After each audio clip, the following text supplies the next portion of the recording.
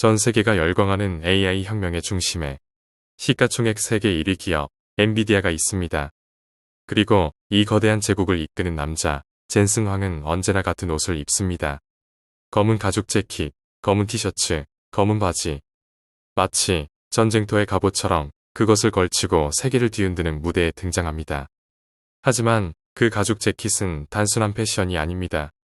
매일 자신을 다시 세우는 의식이자 초심을 지키기 위한 갑옷입니다.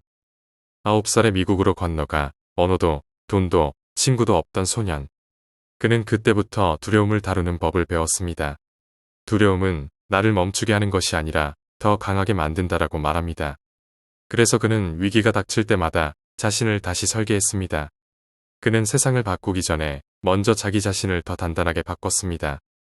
지금부터 소개할 이야기는 세계 최고 기업 CEO의 성공담이 아니라 위기 때마다 더 강해진 한 인간, 젠슨 황의 인생 전환술 4가지입니다.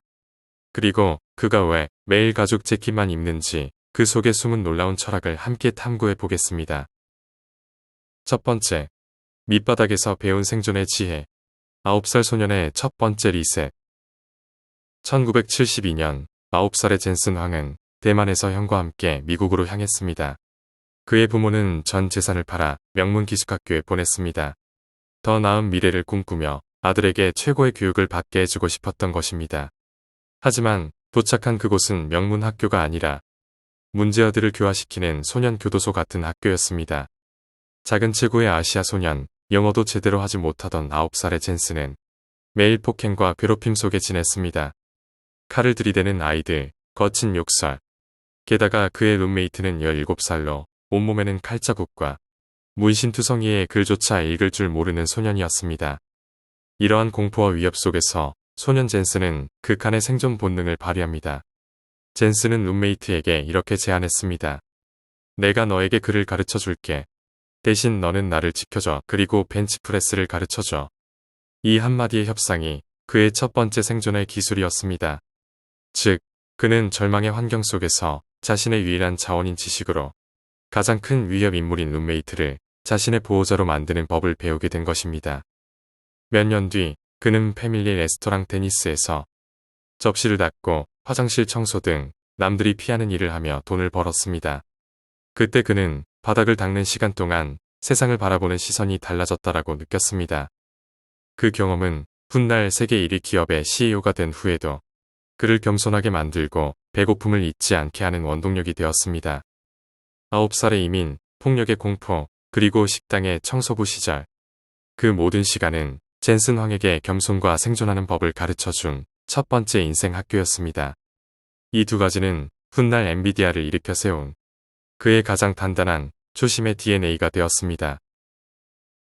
두 번째, 가죽 재킷 속에 숨은 비밀 공식. 젠슨 황의 리셋 갑옷.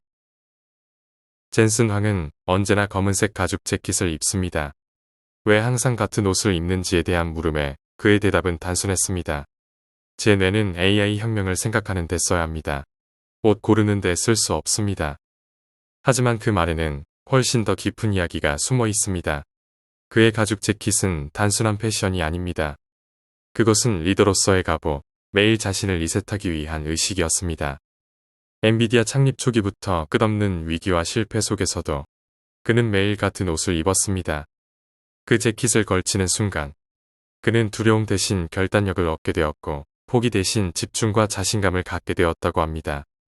가죽 재킷은 나의 갑옷입니다. 세상으로부터 나를 지키는 방패가 아니라 나 자신과 싸우기 위한 갑옷입니다라고 말하며 안주하지 않고 세상의 달콤한 유혹과 맞서기 위한 초심의 갑옷이라는 것입니다. 즉, 그의 아내와 딸이 사주는 영국의 더닐과 미국의 톰 포드 가죽 재킷은 그에게 사치품이 아니라 정신적 유니폼이었습니다.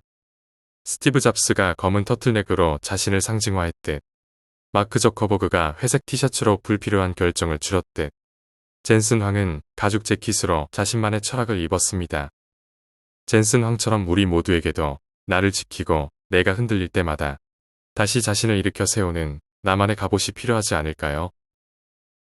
세 번째, 성공에 머무는 자는 결국 뒤처진다. 젠슨 황의 성공 재설계. 1993년 젠슨 황은 2명의 동료와 함께 조그만 사무실에서 엔비디아를 세웠습니다. 회사 이름 엔비디아는 라틴어 인비디아, 즉 질투에서 왔습니다. 모든 사람이 질투할 만한 회사를 만들자. 이것이 그의 꿈이었습니다. 하지만 그래픽 칩 시장을 뒤흔들 야심찬 도전이었던 첫 프로젝트였던 MV1과 MV2의 결과는 참혹했습니다. 제품은 완전히 실패했고 회사는 파산 직전까지 몰렸을 정도로 첫 출발은 고통스러운 쓴맛을 봐야 했습니다. 그 후 15년, 엔비디아는 그래픽 처리 장치인 GPU로 세계 게임 시장을 장악하며 눈부신 성공을 거뒀습니다. 하지만 그는 AI 시장에 대한 가능성을 직감하고 잘 되고 있는 게임 사업보다 AI와 딥러닝이라는 아무도 주목하지 않았던 분야에 모든 걸 걸었습니다. 당시 AI 시장은 불확실성이 컸고 내부에서도 왜 돈 되는 게임 사업을 벌이느냐라는 반발이 거셌습니다. 그때 그는 5년 후 망하지 않을 방법은 지금의 성공을 먼저 벌이는 것이다라고 강조합니다. 그의 이 선제적 리셋은 엔비디아를 다시 일으켜 세운 인생의 터닝포인트가 됐습니다. 10년 뒤 세상은 AI로 움직이기 시작했고 딥러닝, 자율주행, 로봇, 챗GPT까지 모든 혁신이 엔비디아의 GPU 위에서 돌아가게 된 것입니다. 젠슨 황의 선제적 리셋은 단순한 혁신이 아니었습니다. 그는 현재의 달콤한 성공이 미래의 독이 될 수 있다는 걸 누구보다 빨리 깨달았습니다.